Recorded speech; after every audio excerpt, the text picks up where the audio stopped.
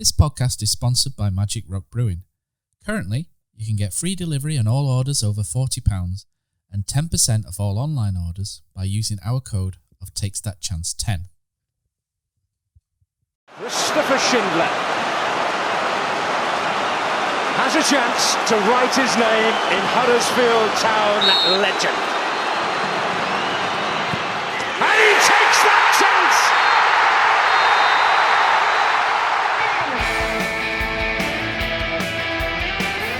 Brady down the left and Moy stayed onside. Here's Mounier! 2-0 Huddersfield Town on the opening day of the Premier League. 1-2 wicket Tunga. Here's Moy, right-footed. 1-0 Huddersfield Town. Lindelof misses his header. De Quattro's in. Round De Gea. 2-0 Huddersfield Town. 2-0 Huddersfield Town. Here's Zanka to turn it into the pass. Yes! And Tommins scored. Tommins has scored one of the most important goals of Huddersfield Town's history. De Quattro's forward. De Quattro's got the better. Yes! And Laurent De Quattro scores. Laurent De Quattro scores.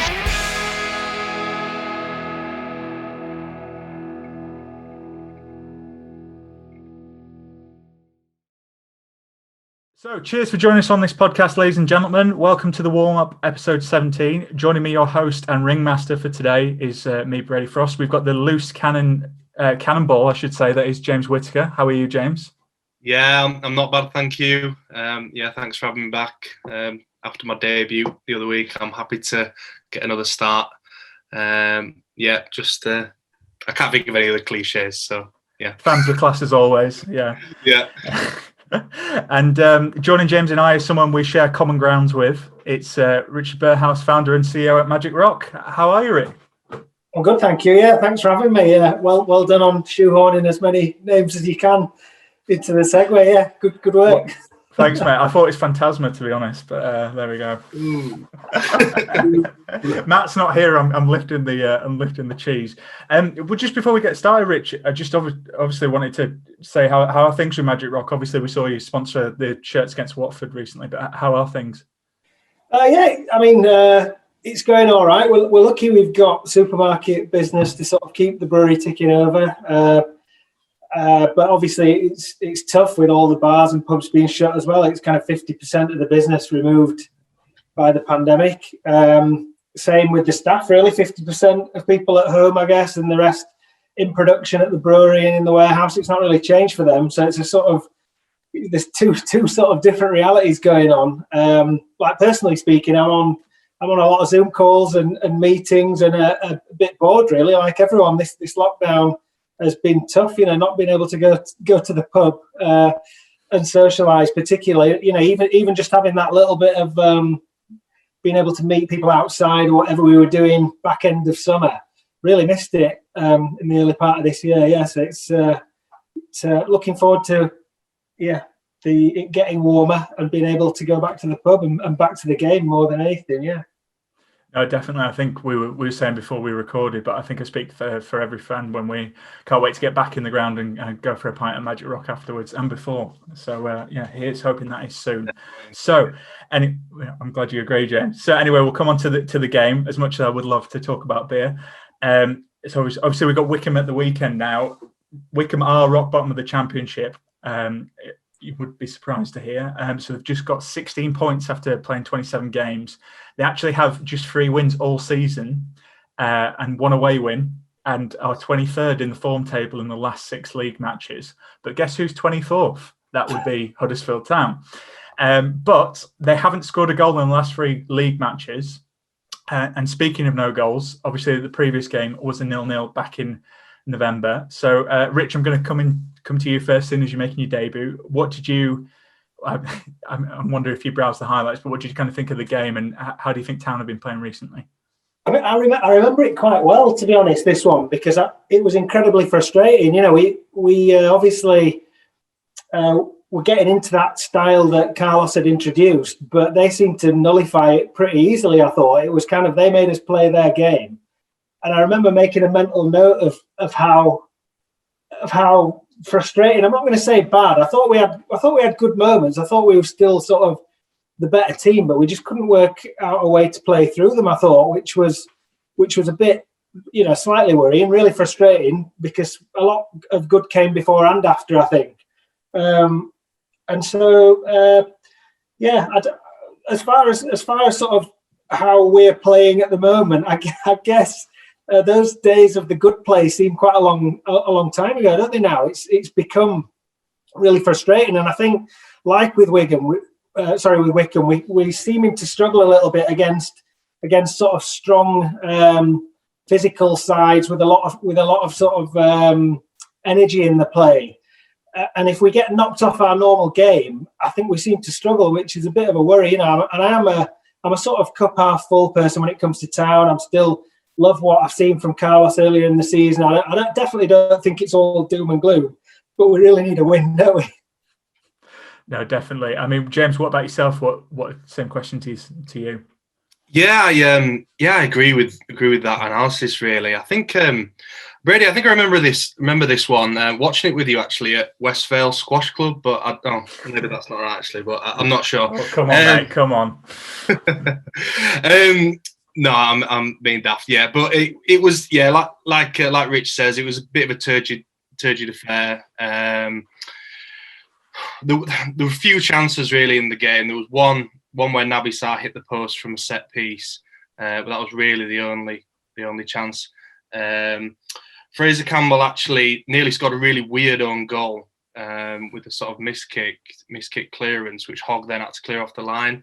But otherwise, I think when watching the game, it was a little bit of a sort of football tennis. It was ball was up in the air a lot, and to be honest, it was really at odds with the Corberan style. When you're being spoiled to that extent, it's just really hard to actually sort of implement your way of playing on the game. And it's they are just one of those sides that are a kind of spoiler side, and that's certainly what they did at their place, and no doubt what they'll try and do at our place as well. And very, very frustrating. We sort of lacked that creative spark, and it's really funny because in games I feel like we either seem to have it from the beginning or we just don't, and there's no sort of real rhyme or rhythm to it as to how you sort of predict whether we will or not. It's a really funny one. So and like Rich says, definitely need a win.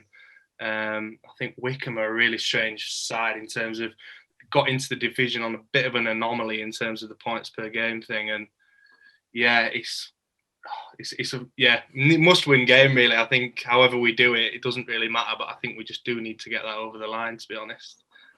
No, definitely. I mean, I remember this game actually because it was 0-0, but it's the only game my stepdad's watched with me this season, and I was chatting about how this, playing amazing stuff, and then he had to sit through 90 minutes of, like you say, ball in the air. So hopefully it's not going to be the same. So we'll come on to the key players for Wycombe and how we kind of see how the game's going to go. So I've actually gone. I'm just going to nip in first here in case you guys have picked it. I'm going to go for Scott Kashket. So he's only got 4 goals this season. So Wycombe haven't scored that many goals. I don't think they've even scored 20 goals this season. But he can play as a striker and a right wing. And the reason I've kind of picked him is I think with Toffolo banned for 3 matches now, I think we're a bit unsure about what Corberan's got planned, but I think it could be a weak spot. I mean, again, we'll come on to the game in a bit, but I do imagine it'll be our attack versus their defence. They're going to, settle for a point. And I think he'll be one of their key danger men on the break and trying to put crosses in the box for Akinfenwa at every opportunity. But what about yourself, James? Who have you picked as a key player for Wycombe? Well, I was actually going to go for Casket, but I will go for the more obvious answer, which would be Adebayo Akinfenwa. Now, in the previous game, it was a bit comical at times, to be honest, because he was sort of cleaning out Town players left, right, and centre. Really, Schindler had a concussion, I think, if I remember correctly, from a sort of bit of a coming together with him, I'll say generously, and he bullied Janinu Bakuna, who was playing at right back during Pippa's injury. So I think, as much as it's a bit of an obvious one, I think he is a key player for them. This is a real focal point, and a lot of the attacking play kind of comes off his sort of knockdowns to these players like Kashket and other sort of quick players who are sort of taking advantage of the sort of chaos that he causes. I think when you've just got someone that big, just sort of using the body in that way, it is just going to create absolute chaos. And it's direct football. It's straightforward. It's what you see in lower leagues, and it works. I think that there's, we don't have to be too snobbish about it, but it's a way of playing that is effective to a certain extent at a certain level. And yeah, I think that he could be a bit of a key player for them, really. I think as well, we maybe not so much now we've got Sarr, but I think we always seem to do look a little bit sort of physically light in general in the team, but also in the centre-back position. I guess Naby Sarr is obviously going to be probably put on him. Unless maybe we could lure maybe a Danny Shito out of retirement, something like that. I don't know. Maybe we need some kind of bodybuilder to stick on him. But yeah, I don't really know how you deal with a player like that other than to match it with a certain amount of strength. No, definitely. Rich, what about yourself? Who have you picked as a danger man for Wycombe? Other than Akinfenwa, who I agree, I think he's kind of more... I think when you see him and you haven't played against him, he's this kind of comedy figure, but he's obviously extremely effective, even at championship level. He's just so powerful. It's like they just bounce off him, don't they? So I think we will need Sarr there. But I had Jacobson, the left back, who I know did really well in the promotion season for him, didn't he? I think he's only got a couple of goals this year. I think he had kind of 1 in 3 for them, I think, when they came up. So obviously he's had a couple of assists. They don't score much, but he's had a few assists. His delivery is obviously good. So if they're going to score, that could be a possible route for them. I'm not going to pretend I know a massive amount about Wycombe there. So I think it's just kind of we've got to stand up to their physical threat, haven't we? Particularly Akinfenwa, yeah. Well, you could do what we do, mate, and pretend that we know, a lot about Wycombe and every team that we do this week. But anyway, we'll move on. We'll go in reverse order, so I'll come back to you, Rich. Obviously, a team you do know a lot about is Huddersfield. So who do you think is going to be a key player for Huddersfield in this game? I think it's going to be Dwayne Holmes, to be honest. Or I think if he has a good game, he's the person who's coming in who is adding a spark for us, I think, again. And I think that kind of link play that Eiting was giving us on his good days, we've been missing. We need to be really... I think the way we work best is when we turn our sort of possession into attack quickly, don't we? We need to break through the lines quickly. And Holmes just seems to have that creativity that we've been lacking. I think he started reasonably well. I've got to be honest, I wasn't his biggest fan when he was here last time. I thought he was lightweight, got knocked off the ball way too easy. I don't know if he did most of his better stuff away from home, because I just didn't see it at home. But he seems to have come back much better, much more physically in the game, and just sort of quicker thinking and able to sort of spot a pass, feint, dummy, just pick a through ball. And I think if he has a good game and we aim to get him on the ball a lot, I think he can create the chances for us. I think it's that kind of championship nous we need to sort of we don't need route one, we need some clever play and let our quality show, and hopefully that'll get us a goal or two.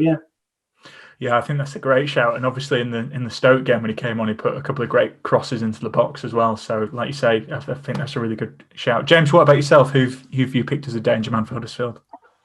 Well, I feel like he sort of gets picked every week, and I don't know whether it's a case of me trying to sort of willing him into sort of a good performance.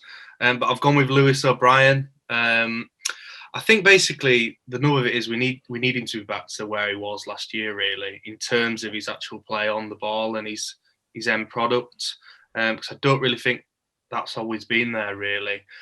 I'm wondering whether it's the 4-3-3 doesn't maybe suit him as well as like a 4-2-3-1 does. But I'm not a tactics expert, but that's just part of what I'm wondering, whether just the system that he works in, it's not quite working the way it was last year.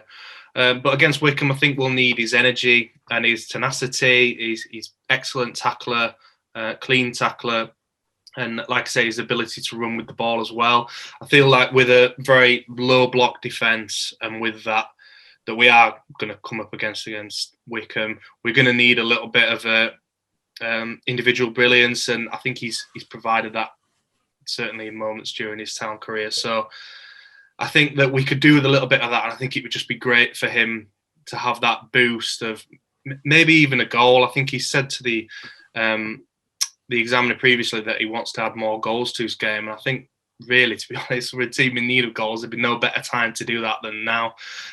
So I'd love it if he could sort of have a bursting run forward and have something come of it, or to have a long shot like that one against Barnsley and to just hit the back of the net, and then maybe hold on to that.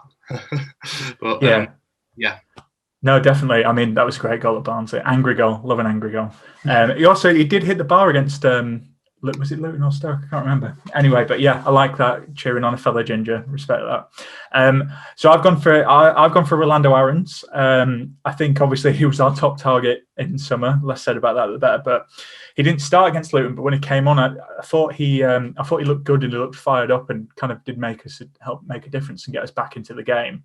I think he's been good. I'm surprised because I was waiting for him to break down given Corberan's training, and he's not really played, I think, before this more than 4 games in a row. But again, we talked about Wycombe and how we think they're going to sit as a low block and deep. And I think what Aaron's offer is he has a bit of trickery. He likes to beat a man. And, I think with a team like Gareth Ainsworth's Wycombe, who are going to be organised and sit deep, I think we do need someone to be a bit tricky and make a difference. And he was on loan at Wycombe last season. So I wonder if, again, playing against someone you used to play for, if you might be a bit up for it. So I've gone for Aaron's. This could weirdly be a good game for Bacuna, but I'd be worried to say that because I don't think he had the best game at Luton, to put it lightly. But anyway, we'll move on. We will go to my favourite section because I tend to win the poll on Twitter every week. It's Return to the Mac. Still not got anyone to sing that for us, but anyway. So if everyone knows by now, but former Town played bring back for this one-off game. Rich, you said that you've got an interesting pick, or maybe no one's picked this, so I'm intrigued to see who you've gone for. So who have you picked? I might have given you the wrong impression there, Brady. It was more that I'm sure everyone would pick the same player, which is Jordan Rhodes. Loves a goal against Wycombe.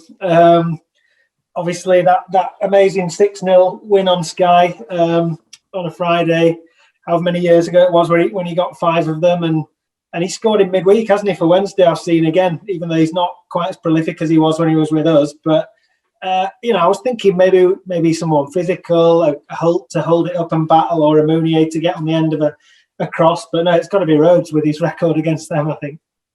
I think that's a great shout. We have had him before, but as I said last week, any guests can pick anyone. It's just the regulars who have to struggle. So that's a great shout, mate.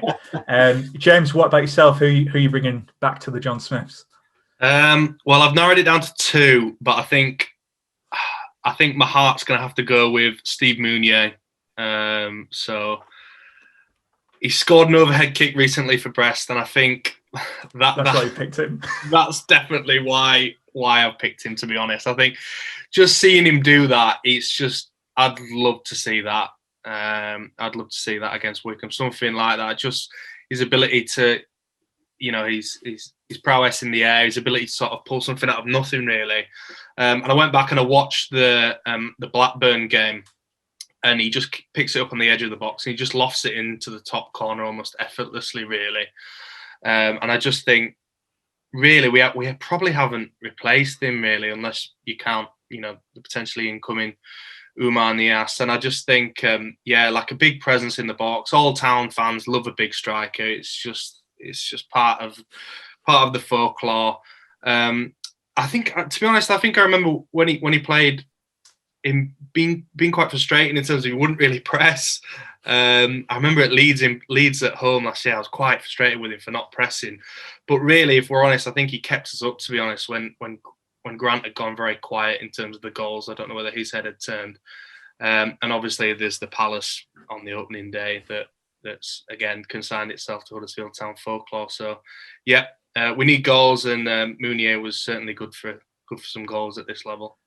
No, it's good to see the Mounier love. I suggested we'd have him back on the main pod, and Phil Senior couldn't believe it, but he's proved it. Like you say, he scored a lot of crucial goals last season for us, so good to hear. Well, so this is my pick. I've not gone for someone a playoff hero from 16-17. Everyone will be pleased to hear, but I have gone for Joe Lolly. Now, me and James, we've had a chat about this before. I always felt we never really got to see the best of him at Town.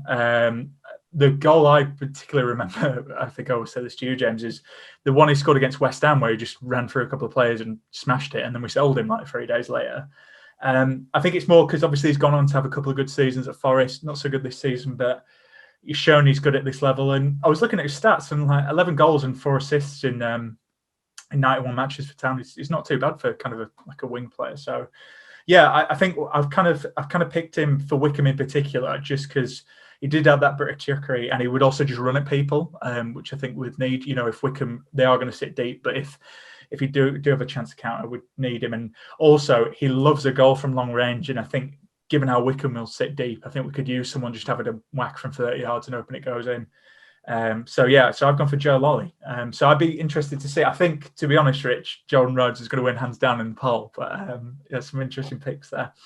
But anyway, we'll move on. So I spoke to George from the Wycombe Way earlier, who wasn't feeling too confident about this game, to make some Town fans feel a bit more pleased about the weekend. And here's what he had to say. Right, okay, so I'm now joined on the line by George from the Wycombe Way. How are you, George? I'm very well, thank you. How are you? I'm good, mate. I'm good. Better than the performances for both our teams on the pitch at the moment, anyway. So we'll come on to that. Obviously, last time we played you, it was a draw 0-0. What did you kind of make of us in the previous match against you? I thought you were exciting going forward, especially. I think the 3 front players had a lot of pace on that night. Obviously, there wasn't much end product. But I did think they were exciting, and I struggled to see how Huddersfield are where they are in the league. I think that it's a good team, a lot of foundations. There were some good signings in January. Rolando Aaron's one of them. Obviously, he was with us for a little bit last season. An exciting player, and just adds to the exciting front line that you've already got. Yeah, I mean, some of our exciting front lines injured, but it's nice to hear some positivity about Huddersfield, I should say. We've not had that recently. I just wanted to talk a little bit about yourself before we kind of came online. You were saying it's not going so great at the moment. So, what's kind of gone wrong recently? Because obviously you've always been struggling a little bit in this division, as we've kind of talked about. But what's happened recently? I think the worst part is that they sort of accepted what's going to happen come May. Especially in Ainsworth's press conference last night, he said, we've got long-term plans. Obviously, we're talking about next season and beyond. And it's a case of trying to see how many woods we can get before May the 9th. So I think when your manager's sort of accepted that you're going down, it's difficult because how is he going to get the players up for every game to fight for the points if he's accepted that they're already going to go down? I mean, there's a 12-point gap between us and Birmingham. And we've only had 3 wins all season, so we've got to get our win tally over 100% again, and another one. It's going to be tough until it's mathematically impossible. No one's going to stop believing. Wycombe have defied the odds before many times, getting to the Championship in the first place was one of those occasions.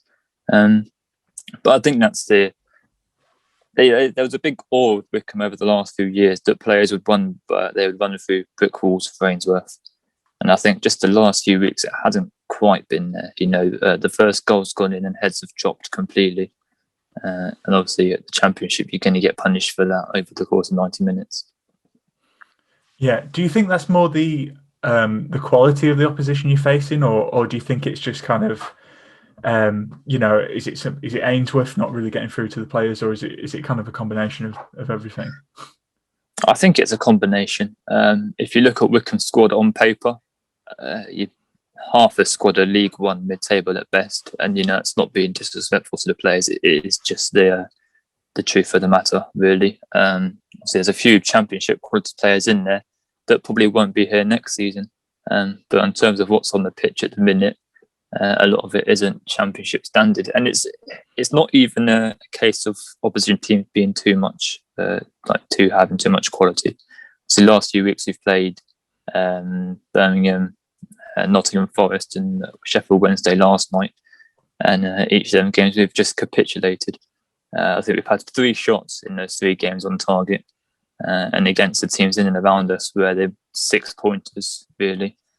You've got to be doing better than that, regardless of what's out on the pitch. And we'll come to the game because you're actually above us in the form table, but we're rock bottom in 24th. So, how are you as a Wycombe fan? How are you kind of seeing this game on Saturday against Huddersfield? Do you see it as a chance to pick up 3 points or end this run, or would you take a point? Now if I offered it. Every point is a point more than what we've got at the minute, and that's the way you look at it at the bottom of the league. Obviously, it is a chance for the 3 points, as Huddersfield are a team in and around us, you could say. But I think Huddersfield would be strong favourites. The form table is obviously a factor to go off of, but if you digest it down and take every game as it comes, Wycombe's last 2 performances have not been good at all. So I think Wycombe will be low on confidence. I think Huddersfield have drawn their last 2 against Stoke and Luton, if I've seen that correctly.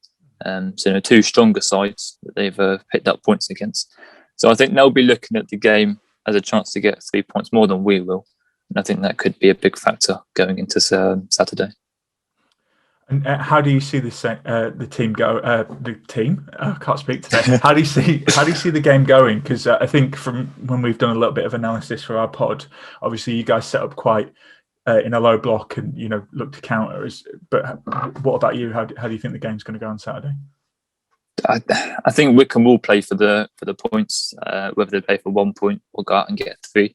They can't afford to sit back and let Huddersfield come at them. They were guilty of that yesterday. They sort of tried to hit Wednesday on the counter-attack. It didn't work.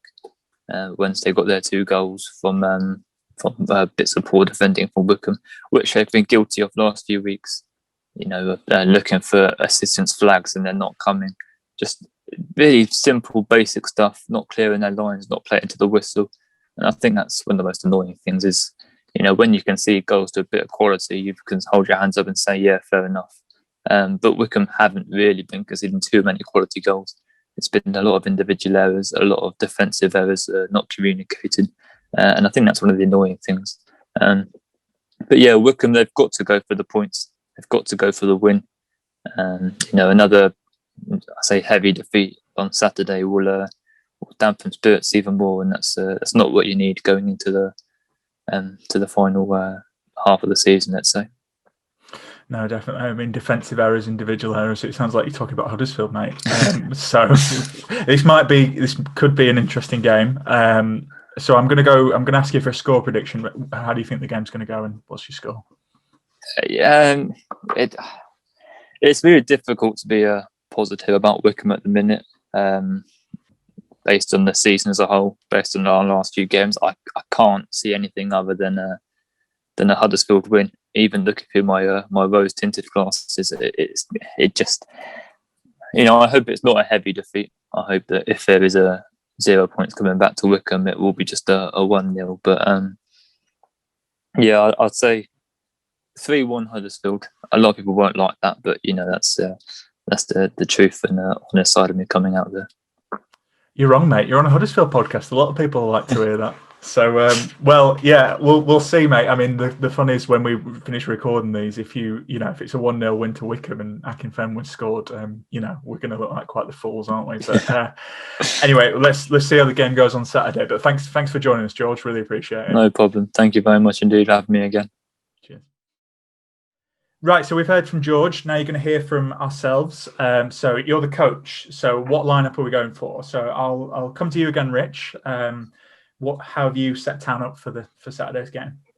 4-3-3, pretty much similar to how we've been setting up. Brown a straight swap in for Toff, who's obviously got his suspension now. Sarenkier, centre half, Pipper right back. I've gone Hogg, Holmes, and O'Brien in the middle. Holmes hopefully to connect the play and as we were saying earlier, get on the ball and really drive us forward, hopefully. We just need some creativity in there. I think we were doing some good stuff against, I think it was Luton. I don't know, the matches are kind of all blending into one at the moment. But, I thought more into feet, I think, is what we need. They're trying to sculpt these sort of, what do you call it, where they overrun sort of the possession positionally and get more men on the ball. And they're trying to play a kind of breakaway style attacking game on a deep press, which just isn't working, is it? I think more into feet, more trickery, some step overs, like try and get some creativity in and around the box. I've gone actually for Pritch on the left, Pritchard, who I thought came on and did well against Luton. I didn't think he did any worse than Mbenza, to be honest, who looks a bit disinterested for some reason. I'm not sure why. He just seems to have dropped off last few games. Aaron's on the right, who I think he's playing well.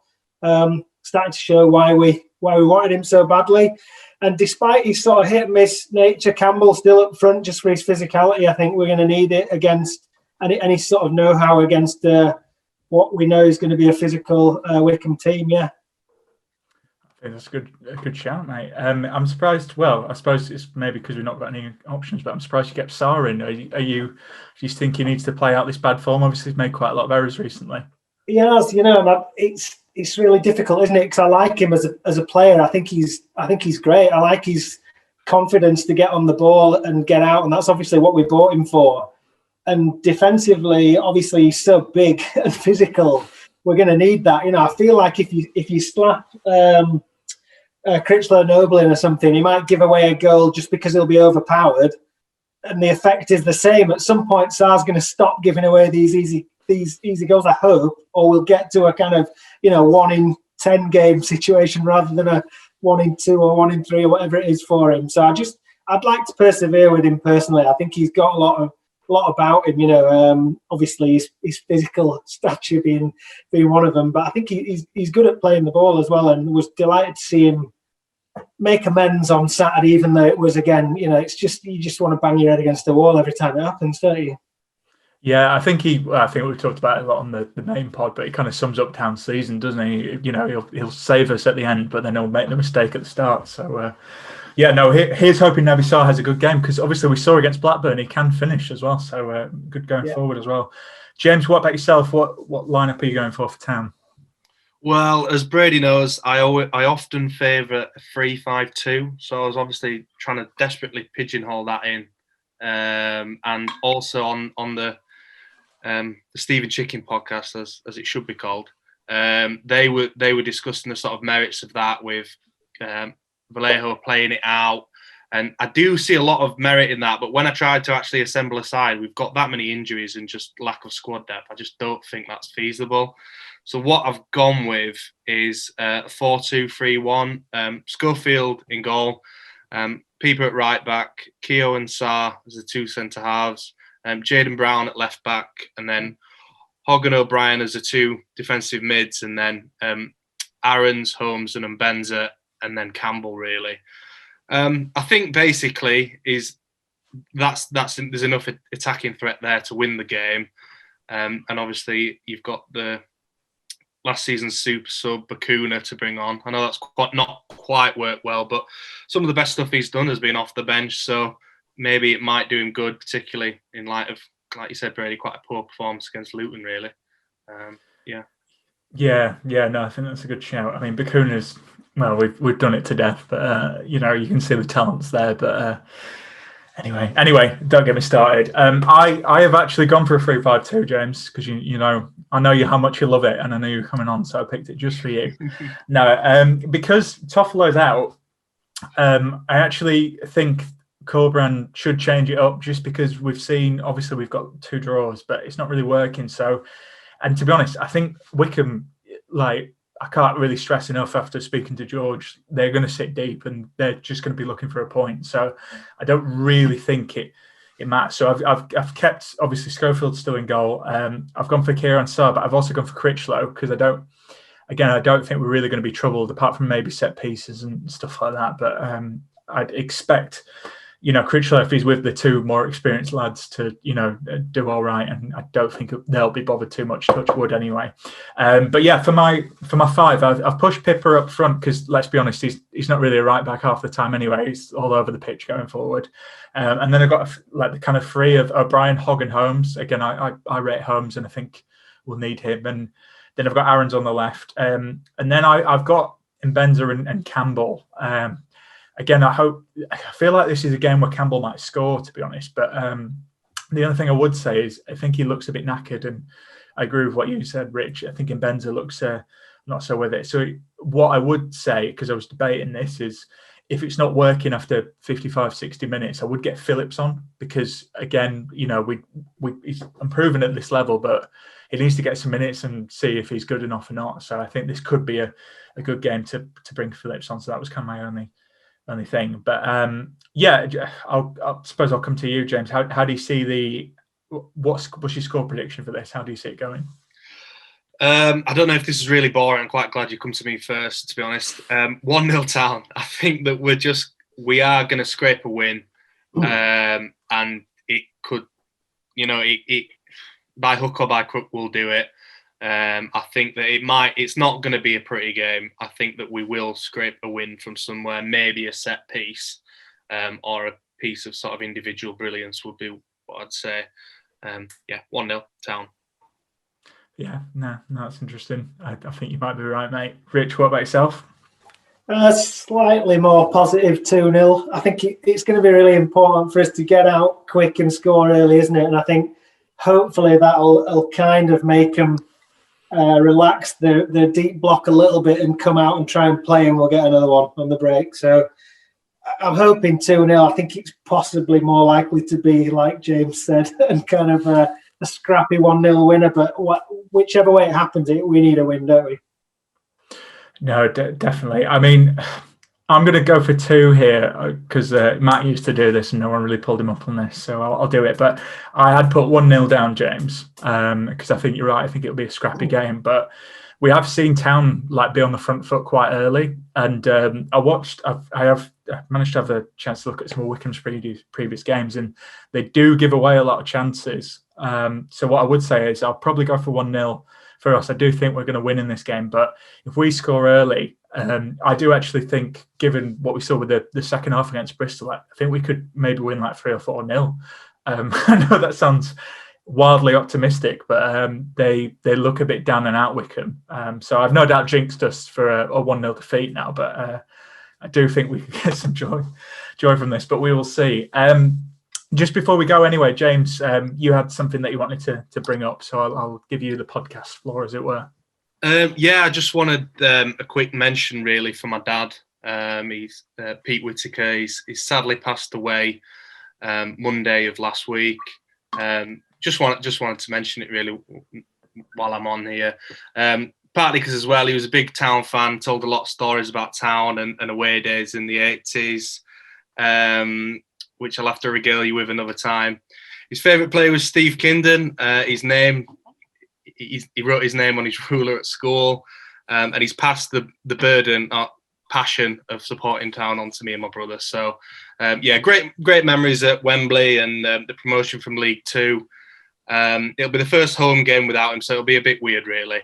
But I thought if I can just mention him, really, and.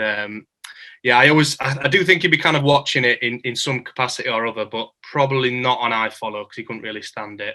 But also, we had a lot of good times at Magic Rock tap rooms, both of them, and a lot of good memories there as well. So just wanted to mention that, really.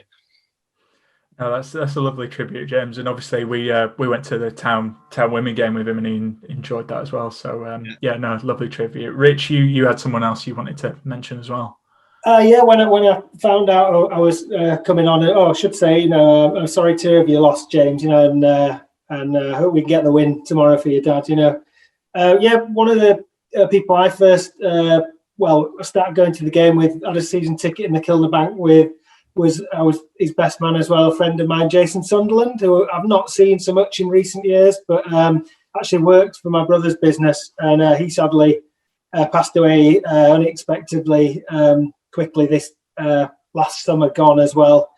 Much loved by Rachel, James and Les, and another Town fan gone unfortunately far too soon. So just wanted to mention him. No. Thanks for sharing it with us, Rich and James. And I just wanted to say from everyone on the podcast, obviously, we want to pay our respects to any Town fans who've passed away during the pandemic, or anyone know who has passed away during this time. And just as a little special tribute, we'll be ending this podcast with Chris Carter's cover of Smile a While. So that'll be playing out shortly. But I just want to say thanks to my guests for joining us, and thanks to everyone for listening. And take care and stay safe.